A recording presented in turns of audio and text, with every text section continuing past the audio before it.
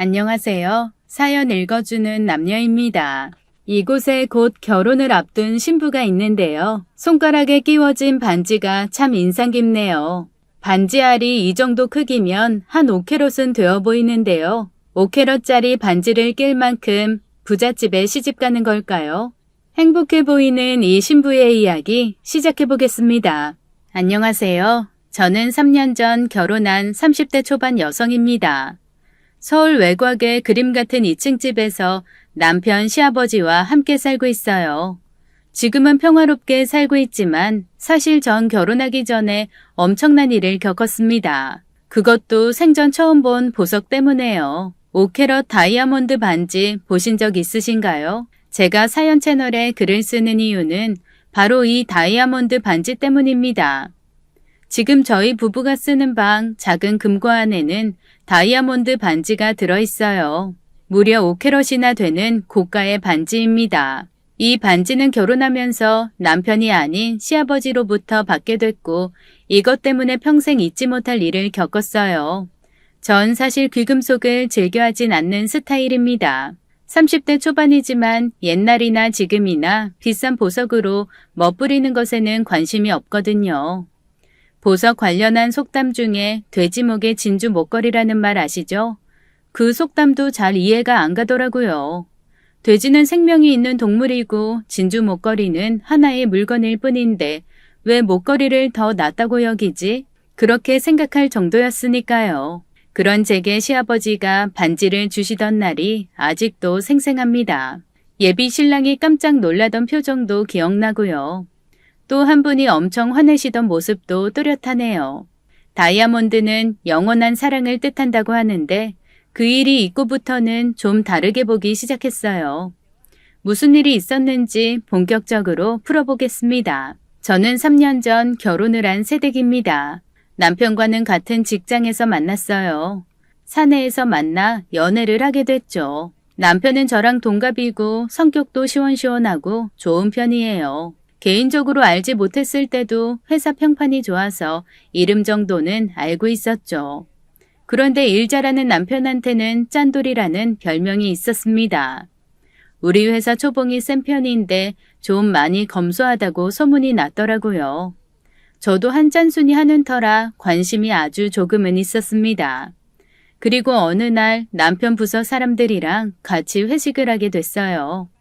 지금의 제 신랑인 주혁 씨가 맞은편에 앉았고 그렇게 처음 인사를 나눴죠. 그런데 사람들이 저를 보고 깜짝 놀라더라고요.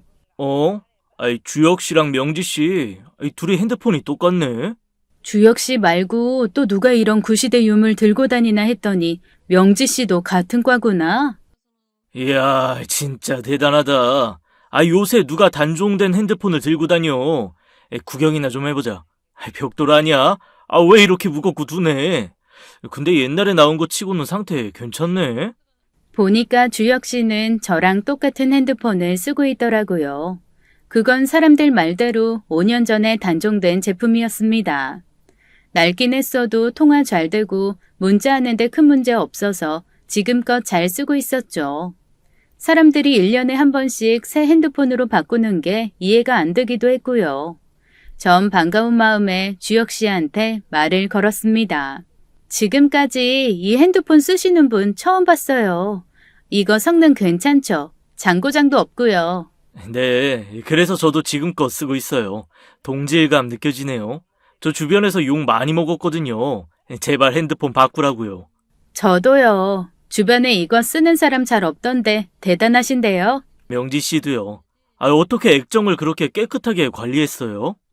그렇게 대화를 시작한 우리는 당장 그날부터 친해지게 되었습니다. 공통점이 많아서 금방 가까워질 수 있었어요. 생활 습관이나 가치관이 참 비슷하더라고요. 너무 반갑고 신기했습니다. 물어보니까 입사 연도는 1년 차이가 나더라고요. 제가 먼저 입사했고 다음 해에 주혁 씨가 들어왔죠. 말이 잘 통한 우린 퇴근 후에 같이 저녁 먹고 주말에도 따로 만나는 사이가 됐습니다. 자연스럽게 연인 사이로 발전했어요.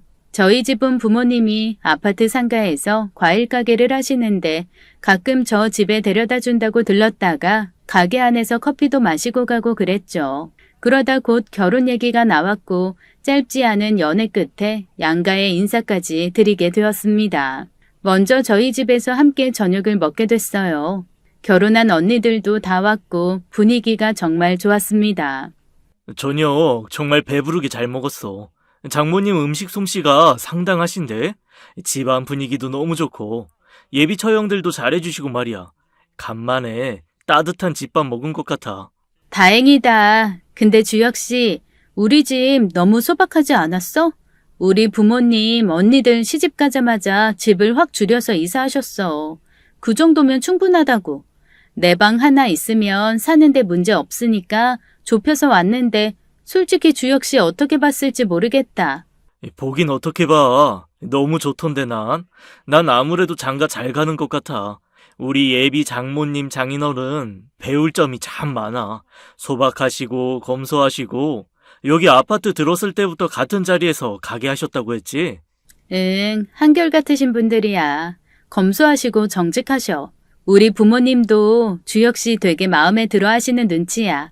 이렇게 한 굽이 넘겼고 다음엔 내가 주혁 씨네 가서 밥 먹어야 하는데 어떻게 하지? 생각만 해도 너무 떨려. 떨 거 없어. 오히려 내가 더 긴장되는데? 우리 집은 명진의 집이랑 분위기가 완전 다르거든. 완전히 다르다고? 우리 새어머니 명진의 부모님이랑은 다른 세상 사람이야. 나쁜 쪽으로. 저도 주혁 씨 부모님께 인사드리러 가는 날은 긴장이 되더라고요. 주혁 씨한테 들은 얘기가 있어서요.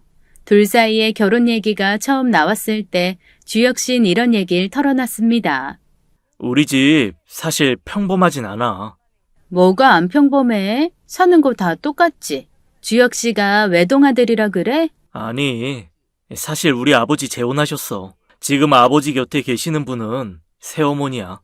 친어머니는 나 대학 때 돌아가셨어. 갑작스럽게 건강이 나빠지셔서 정말 좋은 분이셨는데 너무 속상하다. 널 보면 한눈에 마음에 들어 하셨을 거야. 주혁 씨는 돌아가신 친어머니 이야기를 하며 많이 아쉬워했어요. 저도 마음이 아팠습니다. 그러니까 지금 제 시어머니가 되실 분은 남편의 새엄마라고 볼 수 있었어요. 그런데 남편과 새어머니 사이는 좋지 못했습니다. 그 이유를 처음에는 몰랐는데요. 알고 보니 시어머니의 사치 때문이더라고요. 돌아가신 주혁 씨 어머니, 아버지는 함께 사업체를 크게 일구셨고 돈도 많이 버셨다고 합니다. 이제 좀 누리며 살 수 있을 때 어머님이 병으로 돌아가신 거였죠. 그런데 난데없이 들어온 새어머니가 그 돈을 펑펑 쓴다는 얘기였어요. 전 조심스럽게 물었죠. 얼마나 심하시길래 그래?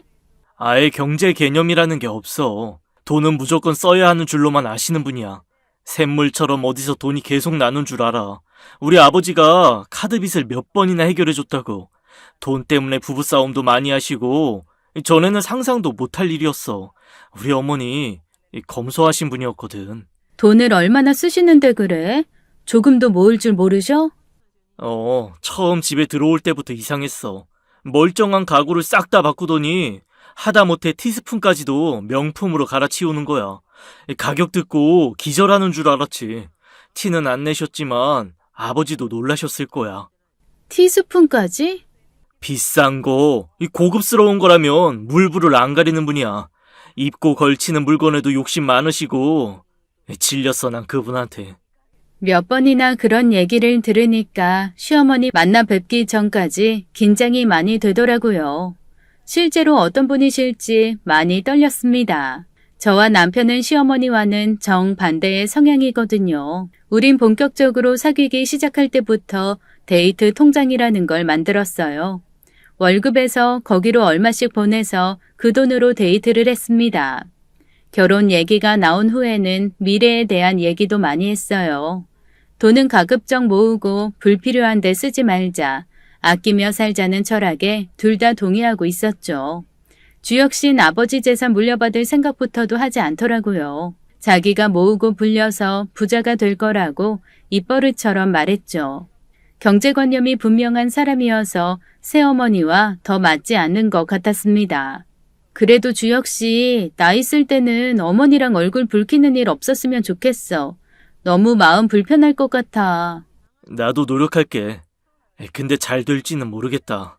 그리고 주혁 씨네 집에 인사드리러 간 날이 되었어요. 함께 집 안으로 들어갔는데 인테리어를 보고 깜짝 놀랐습니다. 영화나 드라마에서 보던 호화로운 집이었죠. 온 집을 꽃으로 꾸며서 거실, 방, 부엌 할 것 없이 생화 향기가 진했어요. 저는 무슨 궁궐에 들어온 것 같더라고요. 다 시어머니가 꾸민 거라고 하셨습니다. 어서 와요, 명지 씨. 안녕하세요. 처음 뵙겠습니다. 주혁이 넌 오랜만에 집에 오는구나. 그렇게 오라고 할 땐 안 오더니. 네가 아쉬우니까 발걸음하는구나. 해야 할 도리를 하는 것뿐입니다. 주혁 씨는 새어머니와 눈도 마주치지 않더라고요. 하지만 전 예비 시어머니를 홀린 듯 바라보았어요. 50대 후반이라고 들었는데 훨씬 젊어 보이시고 예쁘셨습니다. 옷도 무슨 드레스 같은 걸 입고 계셨는데 색깔이나 디자인이 고급스러워서 한참을 보게 되더라고요. 화장도 전문가한테 받으신 것 같았죠. 한마디로 연예인 같았어요. 전 그 와중에도 주혁 씨 눈치를 살피게 되더라고요. 두 사람 사이에 찬바람이 쌩쌩 불었습니다. 주혁 씨는 새어머니 쪽으론 아예 보지도 않았어요. 듣던 것보다 사이가 더 좋지 않은 것 같았습니다. 우리 셋만 저녁 먹으면 될 것 같다. 아버지가 회사에 급한 일이 생겨서 못 오신다는구나. 늦으신다고 연락 왔어. 미안하다고 하시더라. 네? 그걸 왜 지금 말씀하세요? 진작 말씀하셨으면 약속 미뤘을 텐데요. 명지가 얼마나 실망하겠어요. 난 괜찮아, 주혁 씨. 급한 일이시래. 급하게 회의 소집해야 한다고 퇴근이 어렵게 되셨단다. 오늘은 나랑 셋이 저녁 식사하고 아버지랑 식사 자리는 나중에 따로 잡자. 네, 어머니. 명지야, 괜찮겠어? 우리 나갈까? 주혁 씨, 난 정말 괜찮아. 아버님께는 나중에 인사드리자. 다 차리셨는데 여기서 저녁 먹자. 나가는 건 좀 아닌 것 같아. 험악해진 주혁 씨 표정을 보니까 안 되겠다 싶었습니다. 전 주혁 씨를 향해서 눈을 찡긋해 보였어요.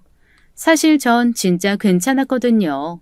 정작 괜찮지 않은 사람은 주혁 씨였습니다. 밥 먹는 내내 꼭 벌레 씹은 표정을 하고 있더라고요. 저녁 식사 도중에 어머니가 이렇게 말씀하셨어요. 명지 씨는 아주 검소한가 봐. 그 옷 디자인 4, 5년 전에 유행하던 건데 그런 스타일 좋아해요? 내 눈에는 조금 촌스러운데. 네? 전 촌스럽다는 생각은 한 번도 안 해봤어요. 지금 다니는 회사에 합격하고 처음 산 정장이라서 더 애착이 가는 옷이거든요.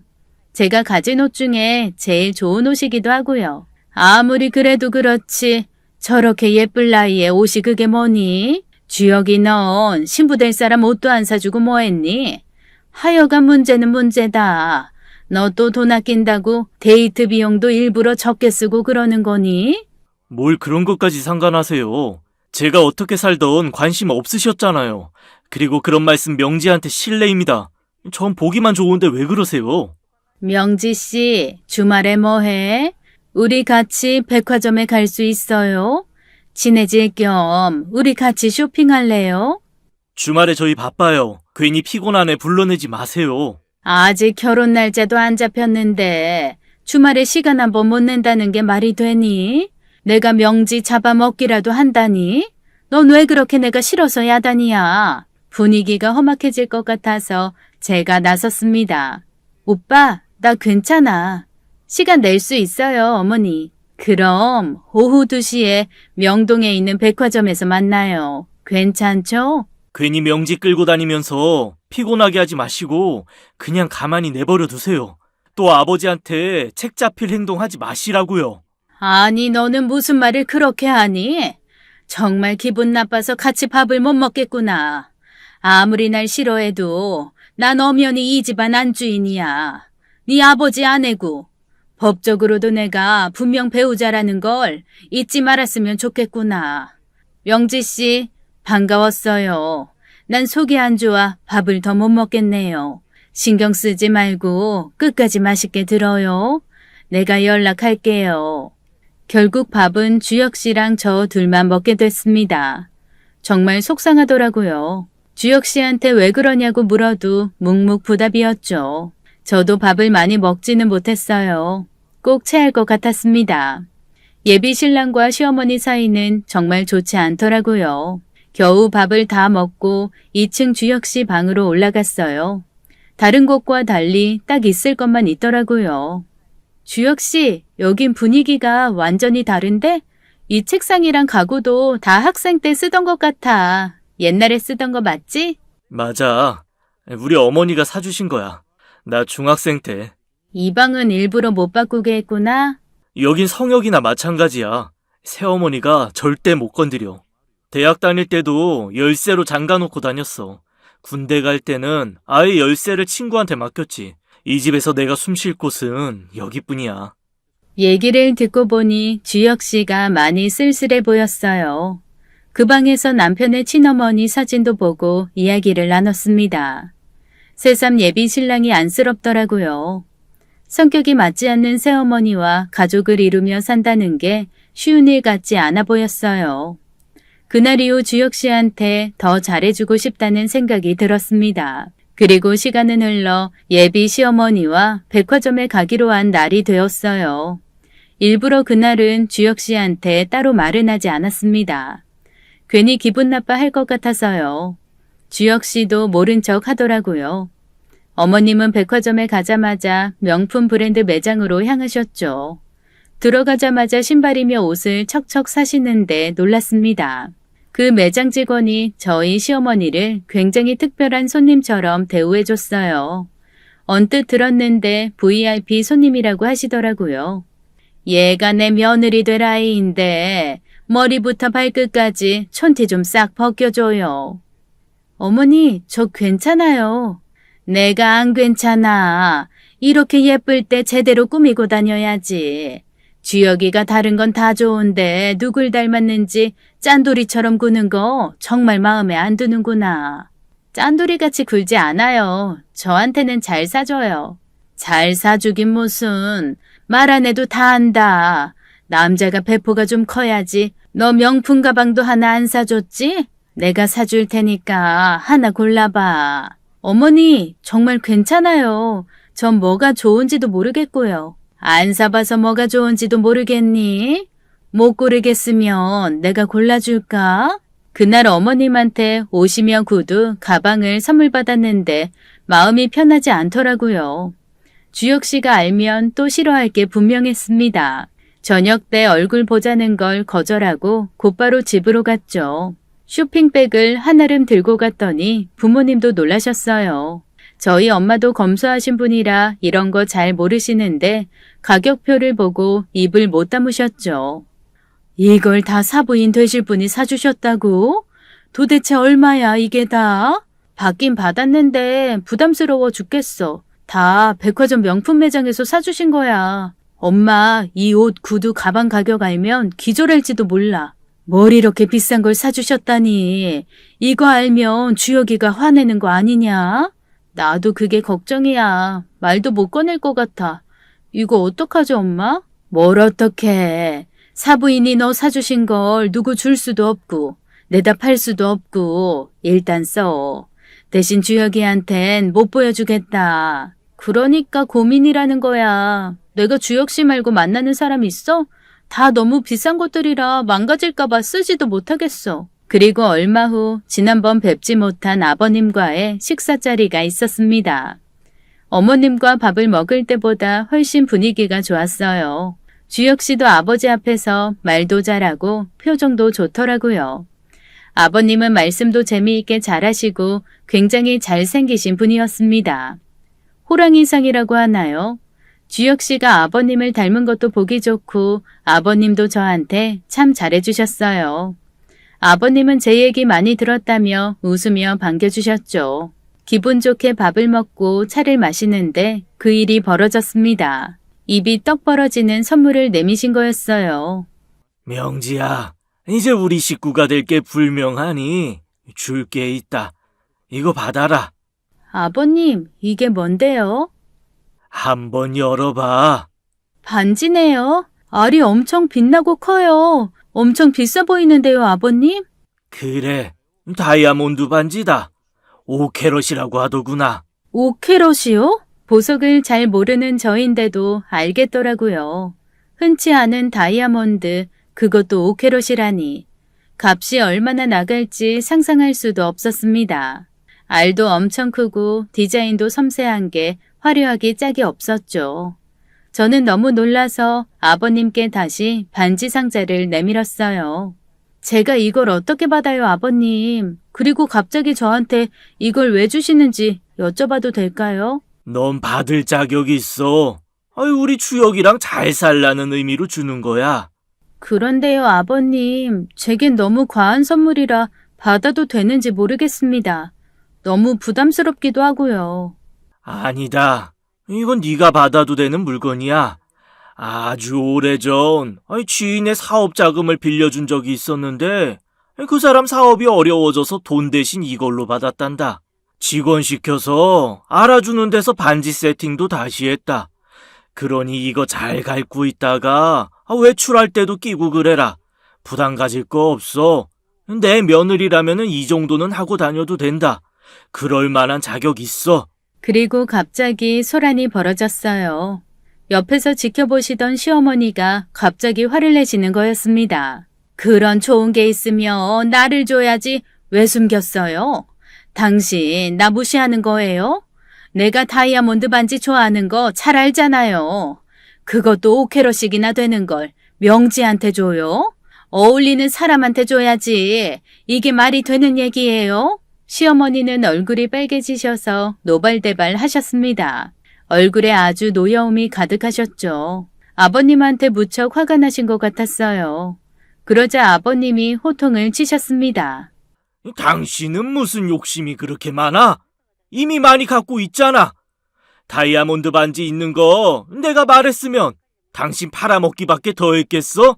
그동안 당신 카드값으로 갚아준 돈이 저것보다 많을 텐데 이 양심이 있는 거야 없는 거야? 아니 애들이 있는 데서 그게 무슨 말이에요? 체면한 석에. 너무하시네요 정말. 앞으로 며느리도 들어왔으니까 사치 그만 부리고 정신 차리고 살아야 돼. 애들 앞에서 부끄러운 꼴 보이지 않으려면. 당신 계속 그렇게 얘기할 거예요?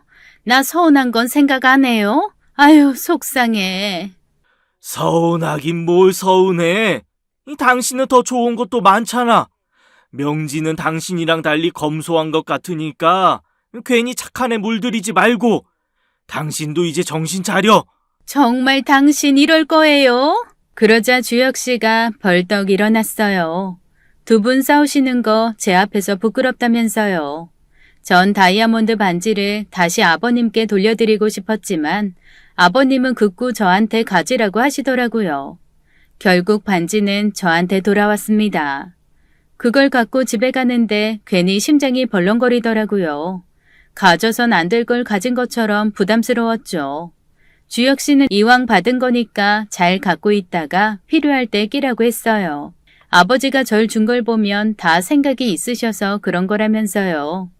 하지만 전 한숨만 나왔습니다. 집에 와서 침대 위에 다이아몬드 반지를 올려놓고 보는데 누가 볼까 싶어 조마조마한 마음도 들더라고요. 이렇게 값비싼 보석을 본 적이 없어서 더 그런 것 같았습니다. 전 이걸 엄마한테만 살짝 말했어요. 엄마도 이런 거 처음 보지?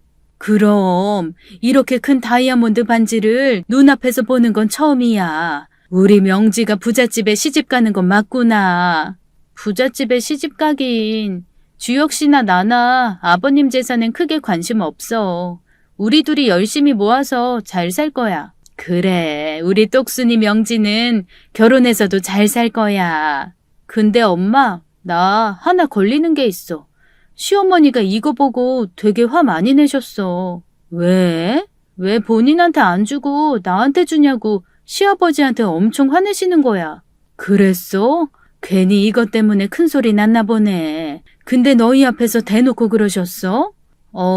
내가 부담스러워서 못 받겠다고 아버님한테 말했는데도 아버님은 이건 무조건 내 거라고 하시는 거야. 어머님한테 막 호통치시면서 이거 끼고 다니라고 하시는데 난 자신 없어. 앞으로 보관할 일도 걱정이고 어디서 보니까 작은 금고 같은 거 팔더라. 결혼할 때 그거 하나 사. 거기다 넣어놓고 비밀번호로 잠가둬. 5캐럿이라고 했니? 정말 크고 묵직하다 얘. 어휴 괜히 내 가슴이 다 벌렁거린다. 잘 보관해둬. 그렇게 반지 문제는 정리되는 것 같았습니다. 그 뒤 결혼식 날짜가 정해지고 청첩장도 찍게 됐어요. 신혼집은 남편과 모은 돈으로 김포의 새 아파트에 입주하게 됐죠. 대출을 받아야 했지만 그래도 집을 갖고 시작하는 게 나을 것 같아서 있는 돈을 박박 긁어 모아 마련했습니다. 그 과정에서 예비 신랑이 다시 보였어요. 주혁 씨가 너무 괜찮은 게 경제적으로 아버님 도움을 잘 안 받으려고 하더라고요. 전 그런 주혁 씨 보면서 내가 정말 남편 잘 골랐구나 생각했죠. 독립심도 강하고 책임감, 성실함이 남다르더라고요. 결혼 반지도 제가 아버님한테 다이아몬드 반지를 받았기 때문에 거창한 걸로 안 했어요. 우리 둘은 그냥 가늘고 심플한 걸로 사서 꼈습니다. 그걸 보고 시어머니는 또 마음에 안 들어 하셨죠. 그걸 결혼 반지라고 맞춘 거니? 사파이어 세트면 명품 반지, 목걸이 세트. 내가 해준다고 해도 주혁이가 절대 하지 말라고 난리를 쳐서 못 해줬다. 너도 다시 생각 좀 해보렴. 평생 가야 고작 한 번 하는 결혼인데 폐물은 다 받아야지. 요새는 폐물 그렇게 요란하게 안 해요, 어머니. 저희는 진짜 괜찮아요. 대신 집 샀잖아요. 당분간은 대출 갚는 데 집중하려고요. 못 말린다 못 말려. 아주 쌍으로 궁상을 떠는구나. 당신은 무슨 말을 그렇게 해? 목말리긴. 젊은 애들 생각이 더 건강하지.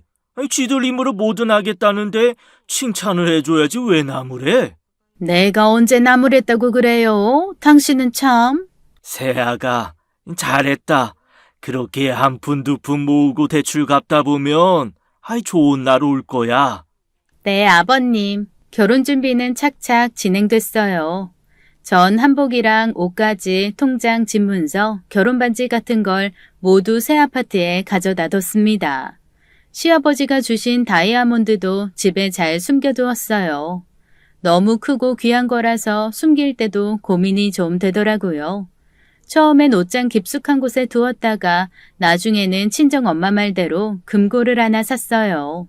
거기에 중요한 문서, 귀중품을 몽땅 넣어 두었습니다.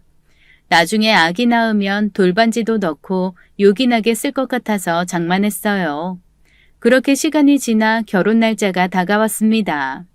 다른 건 문제가 없는데 하나 마음에 걸리는 게 있었어요.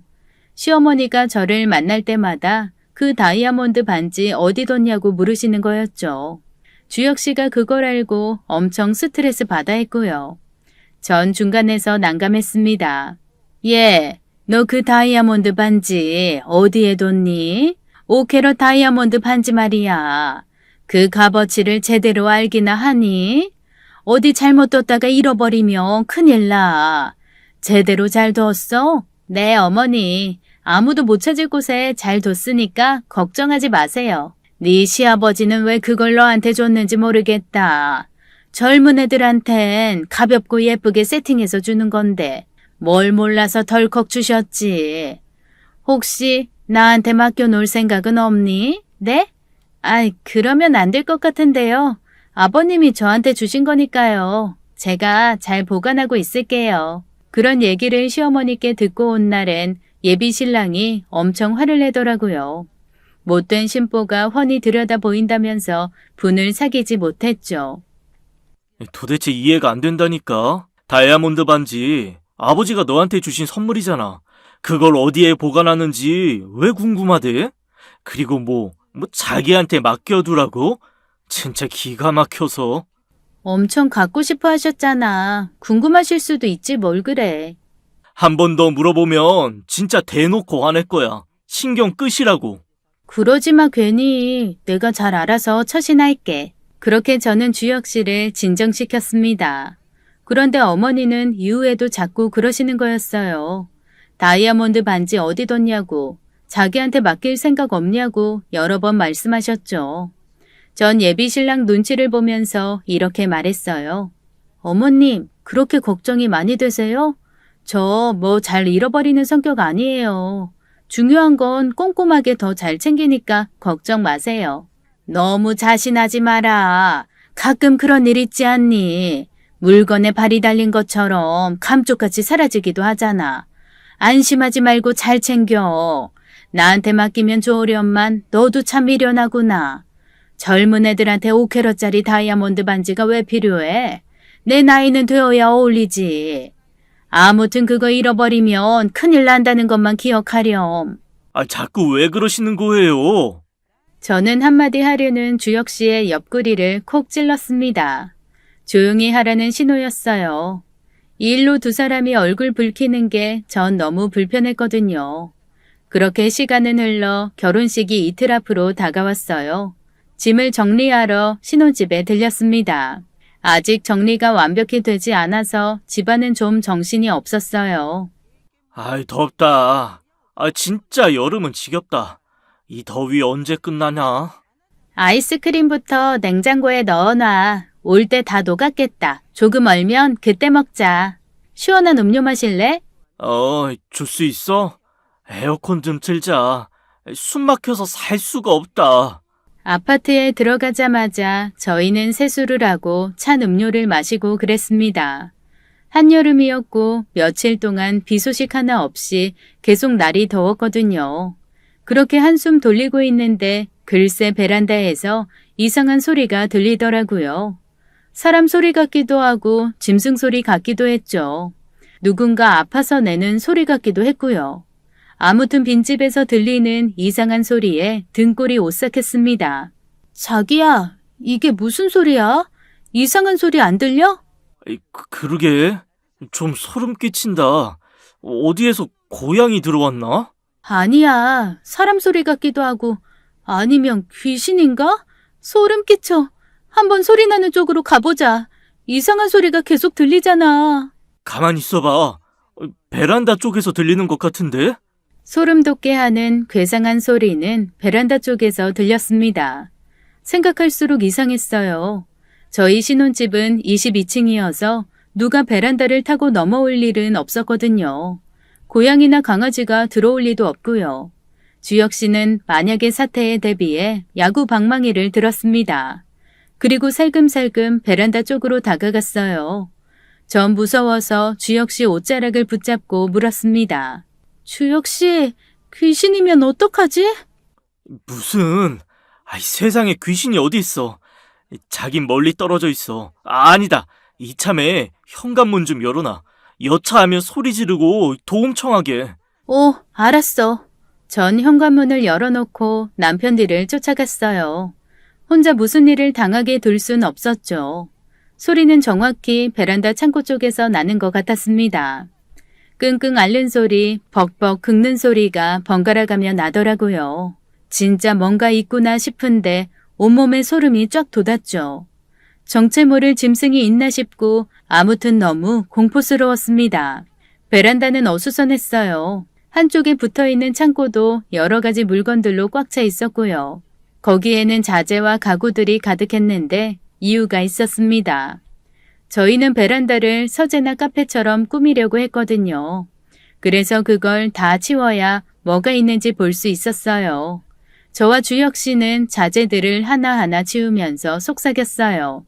쥐면 어떡하지? 나 쥐 정말 싫은데. 새 집에 무슨 쥐가 있어. 쥐는 아닌 것 같아. 소리가 다르잖아. 들어봐. 그런가?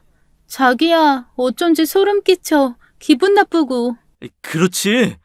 보통 소리는 아닌 것 같아. 근데 창고 안에 뭐가 들어갈 자리가 있어? 그 안에도 뭐가 많을 텐데? 그러니까 너무 힘들다. 치워도 끝이 없네. 주혁 씨와 저는 낑낑거리면서 자재와 가구들을 치웠어요. 베란다 창고 앞에 쌓아놨던 책상과 책장, 대리석 타일들을 치우자 창고 문이 삐걱하고 열리더라고요. 우리 둘은 멈칫했죠. 그리고 곧장 창고 문이 벌컥 열렸습니다. 저는 기겁해 놀라서 뒤로 넘어졌어요. 어머, 이게 무슨 냄새야? 베란다 창고 문이 열리자마자 지독한 악취가 새어나왔고 저는 코를 움켜잡았어요. 비료 냄새라고 할 수 있을까요? 소똥 냄새 같기도 하고, 아니 그보다 더 심한 악취가 풍겨 나오고 있었어요. 그리고 더 놀라웠던 건 악취와 함께 뛰어나온 사람의 정체였습니다. 그 사람은 바로 옷을 하나도 걸치지 않은 시어머니였어요.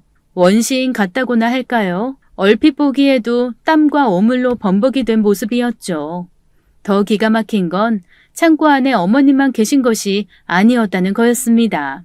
정체 모를 어떤 남자도 기어 나오는데 사람인지 짐승인지 괴물인지 알 수가 없더라고요. 저는 너무 놀라서 엉덩방아를 찧은 채로 거실로 뒷걸음질 쳤습니다.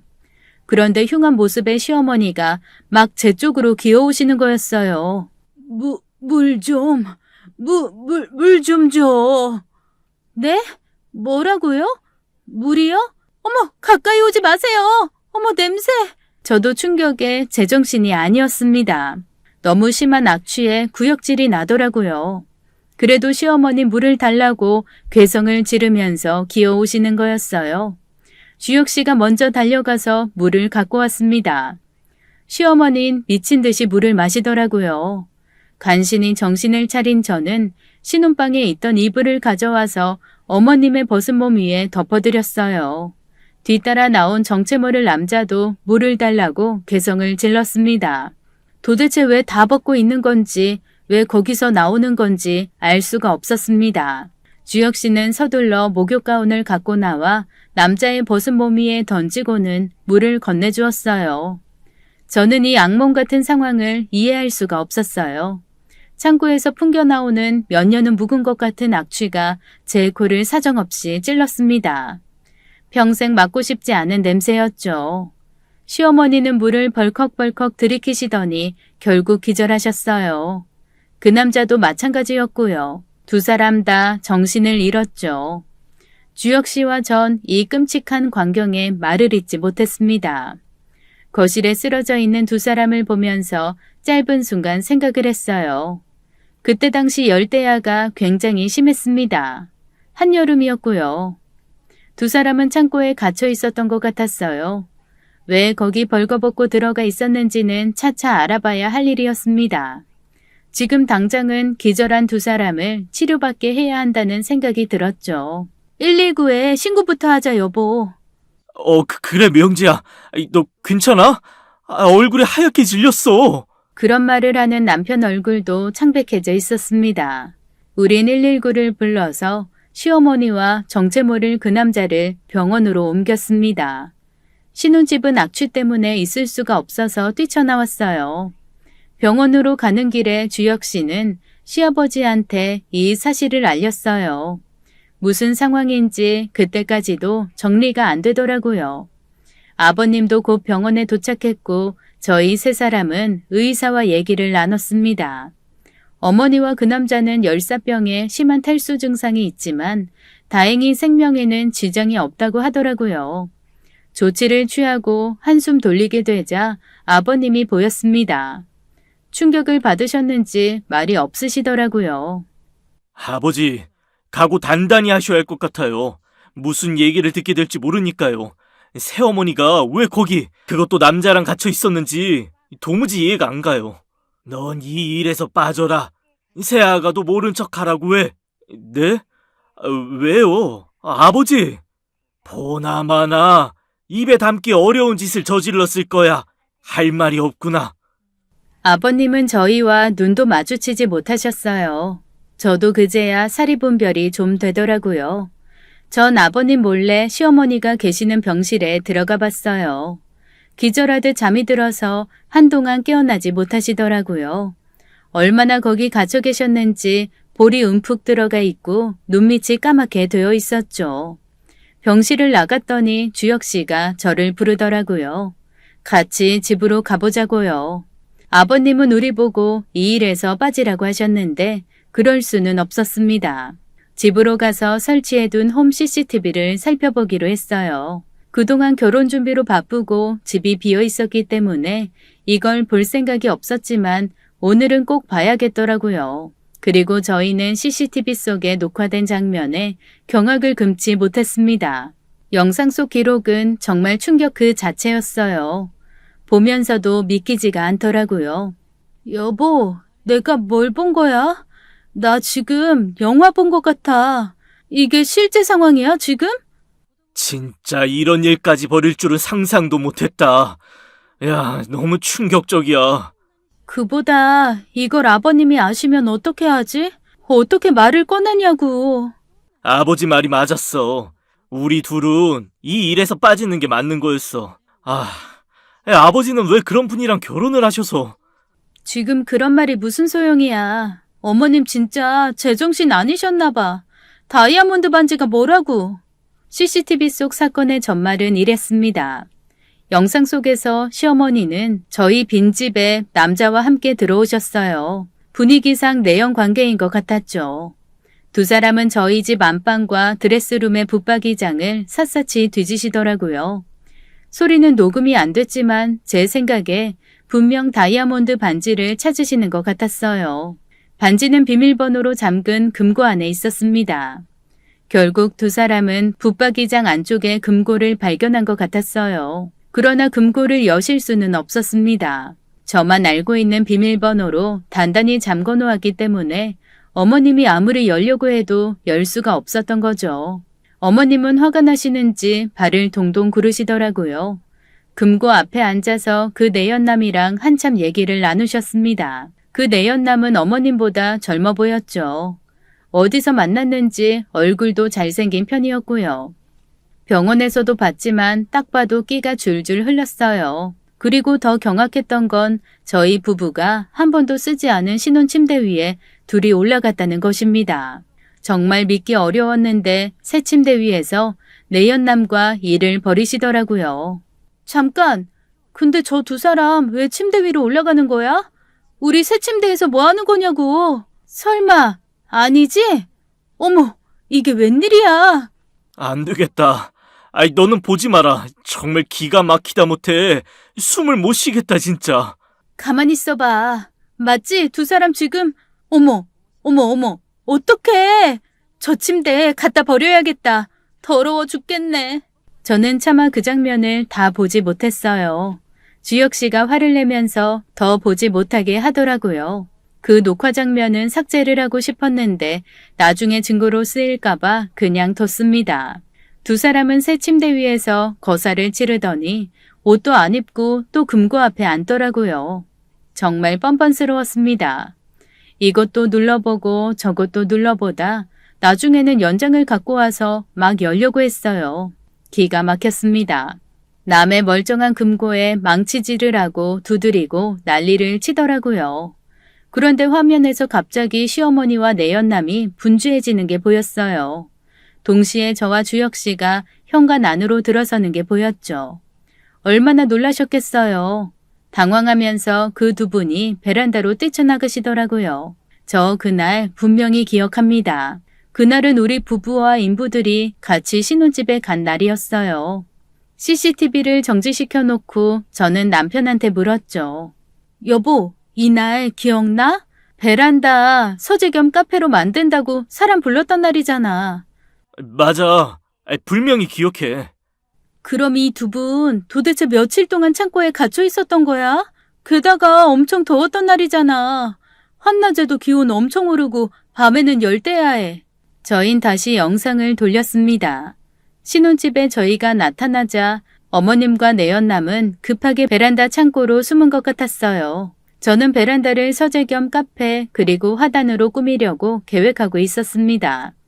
그날 같이 온 인부들은 제 계획에 따라서 가구와 필요한 자재들을 갖고 오셨고요. 그것들을 모두 베란다 창고 앞에 쌓아둔 참이었어요. 어디 둘 곳도 없었고 베란다에서 할 작업이었기 때문에 거기가 딱 맞는 자리였죠. 그런데 안에 숨어있던 시어머니와 그 내연남은 걸릴까봐 찍소리도 못하고 숨죽이고 있었던 거예요. 안에서 알았을까요?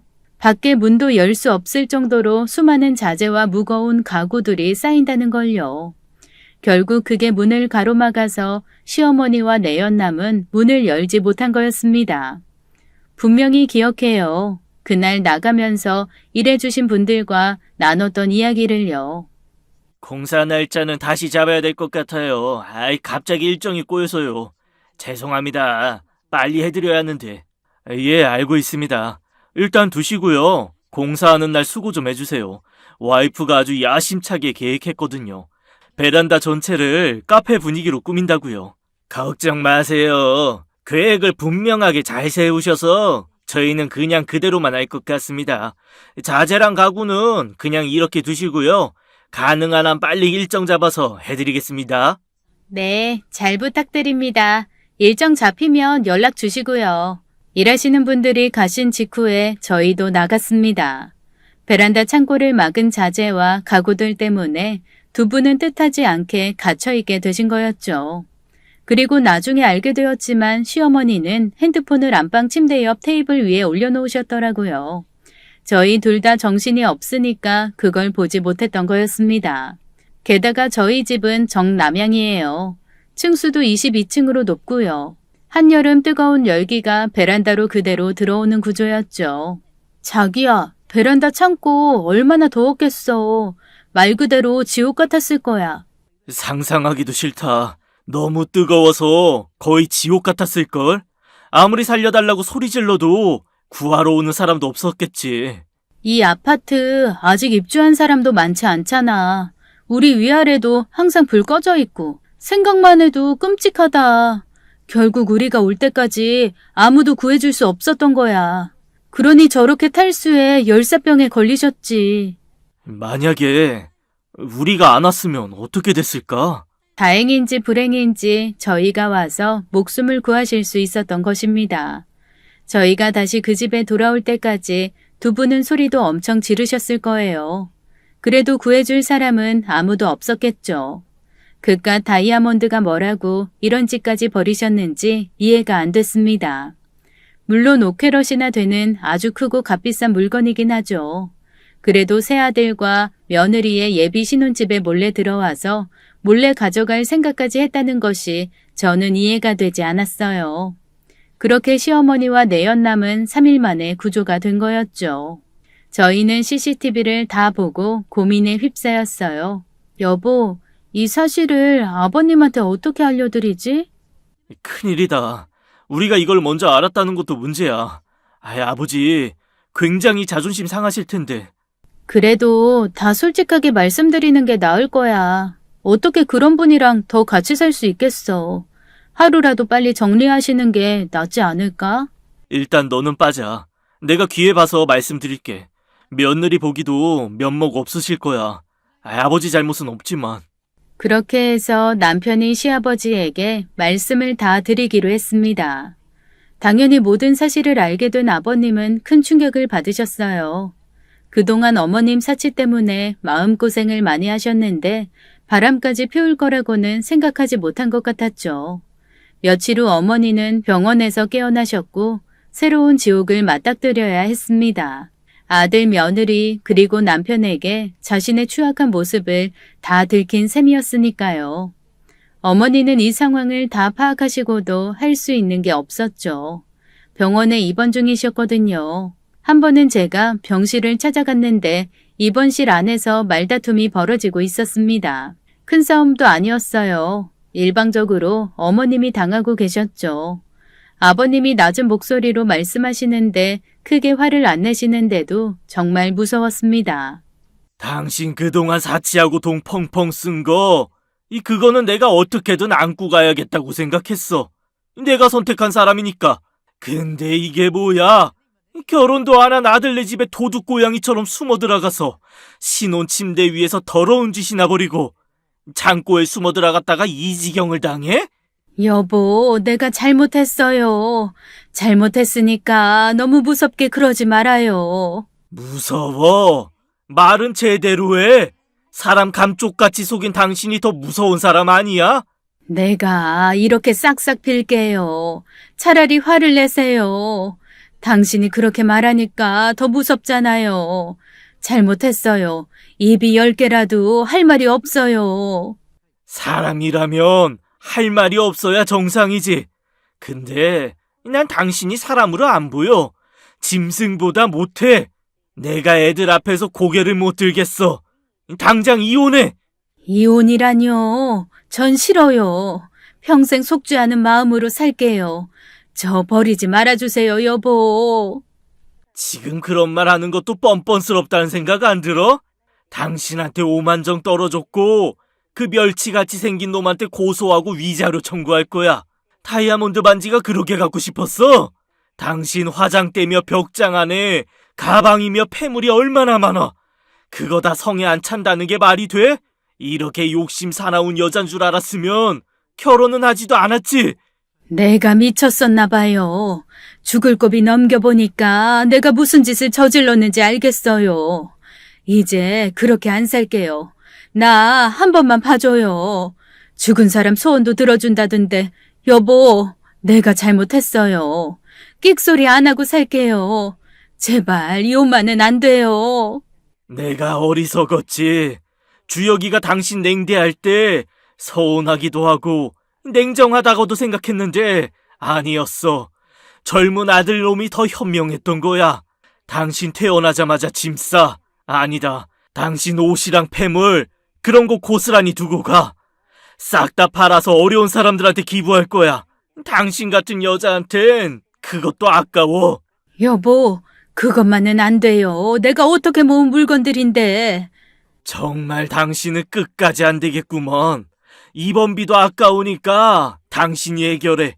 그리고 다시는 우리 앞에 나타나지 마. 알겠어? 여보, 잘못했어요. 여보! 그렇게 시어머니는 이혼을 당하게 됐고 어머님의 내연남은 위자료 소송으로 아버님께 큰 액수를 지불해야 했습니다. 알고 보니 내연남이 어머님께 골프용품점을 차려달라고 했더라고요. 그걸 어머님이 해주고 싶어 하셨고요. 저 몰래 5캐럿 다이아몬드 반지를 훔쳐서 팔 생각이었던 것입니다. 나중에 알아보니까 어머님은 집에 있는 본인의 폐물도 다 팔았더라고요. 남자한테 빠져서 다 퍼주고 그런 꼴을 당한 모습이 같은 여자로서 참 한심했습니다. 시어머니는 야간 주거 침입에 절도 미수로 검찰에 송치됐어요. 신혼집 베란다 창고는 특수 청소하시는 분을 모셔서 정말 어렵게 치웠고요. 그곳에 배인 냄새는 떠올리기도 싫을 만큼 지독했거든요. 돈을 많이 들여 말끔히 치워놓고 고민 끝에 집을 내놨습니다. 도저히 그 집에서는 못 살겠더라고요. 그리고 전 주혁 씨한테 한 가지 제안을 했어요. 주혁 씨는 너무 고맙다면서 아버님께 제 생각을 전했습니다. 아버지 고기 드세요. 아버지가 잘못하신 거 없잖아요. 면모가 없다. 어떻게 그런 여자를 네 어머니 자리에 앉혔는지. 아무리 생각해도 기가 막히고 너한테 창피해서 고개를 들 수가 없어. 신경 쓰지 마세요. 아버지도 모르셨잖아요. 그 사람 자기 죗값 받을 거고 아버지는 잘못한 거 없으니 툭툭 털고 일어나세요. 미안하다. 네가 그 사람 싫어했을 때 나는 솔직히 서운하더라. 너만 생각하는 철부지 자식이라고 생각했지. 그렇지만 살면서 나도 깨달은 게 있단다. 그 사람 카드빚 여러 번 메꿔주면서 이건 아닌데 했어. 늙음하게 미안하구나. 됐어요. 좀 괜찮아요. 아버지, 그리고 명지가 새 집에서 다 같이 새 출발하자고 해요. 어떻게 생각하세요? 너희는 따로 살아야지. 나를 왜 데리고 살아? 군 식구 되기 싫고 이제 나는 혼자 살란다. 교회에 깔끔한 주택 봐뒀는데 괜찮더라고요. 2층 집이라 같이 살기 편할 거예요. 한번 생각해 보세요, 아버지. 전 큰 충격을 받으신 아버님이 혼자 지내신다는 게 마음에 걸렸어요. 그래서 같이 사시자고 제가 먼저 제안했고 결국 아버님은 승낙하셨습니다. 주택을 구입하는 과정에서 아버님은 경제적으로 큰 도움을 주셨어요. 덕분에 무리하게 대출을 받지 않아도 되었습니다. 그리고 이사하면서 금고는 팔아버렸어요. 얼마나 그걸 부수려고 노력했는지 흠집이 많이 났더라고요. 그 후 새 금고를 사서 5캐럿 다이아몬드 반지는 잘 보관해 두었습니다. 저희는 무사히 결혼한 후 아버님과 함께 살고 있고요. 아버님 이혼하시는 과정에서 전 시어머님을 몇 번 보게 되었어요. 죽을 위기를 겪고 정말 달라지신 것처럼 보였습니다. 진심으로 반성한다고 하셨고요. 그러나 평범한 사람이라면 애초에 그런 일을 저지르지도 않았겠죠. 수습할 수 없는 엄청난 일을 저지르셔서 저희 셋 다 큰 충격을 받았습니다. 아버님 이혼 후 저흰 그분 얘기를 절대 꺼내지 않게 됐어요. 사연 앞에서 제가 돼지목에 진주 목걸이라는 말을 꺼냈는데요. 그 뜻이 값어치를 모르는 사람에게는 보물도 아무 소용 없다는 뜻이잖아요. 이 일을 겪고 속담을 보니까 더 와닿는 것 같습니다. 5캐럿 다이아몬드 반지는 제 평생 갑오처럼 갖고 있을 거예요. 불미스러운 일이 있긴 했지만 반지 보면서 교훈 삼으려고요. 지나친 욕심은 화를 부른다는 걸 이 반지를 보면서 떠올리게 됩니다. 돈이 참 요물인 것 같아요. 물론 너무 없는 것도 살기 불편하고 힘들지만요. 뭐든 적당히가 좋지 않을까요? 흥부놀부에서 놀부도 그랬고 탐욕스런 인물이 벌받는 이야기는 많잖아요. 어머님이 그 뒤에 어떻게 사시는지는 아무도 모릅니다. 과거의 일을 잊지 마시고 너무 욕심부리지 않으셨으면 좋겠어요. 제 사연은 여기까지입니다. 긴 이야기 들어주셔서 감사합니다. 욕심이 과하면 화를 부른다더니 욕심 많은 시어머니가 정말로 화를 부르셨네요. 게다가 사연자 부부가 아니었다면 정말 베란다에 갇혀 자칫하면 목숨을 잃을 뻔했습니다. 사연자 부부는 시어머니께 생명의 은인이네요. 시어머니 분은 이제 정신 차리시고 분수에 맞는 삶을 사시면 좋겠습니다. 사연자 부부와 시아버지는 오래오래 건강하게 잘 사시길 바랄게요. 오늘도 끝까지 함께 해주신 여러분 감사합니다.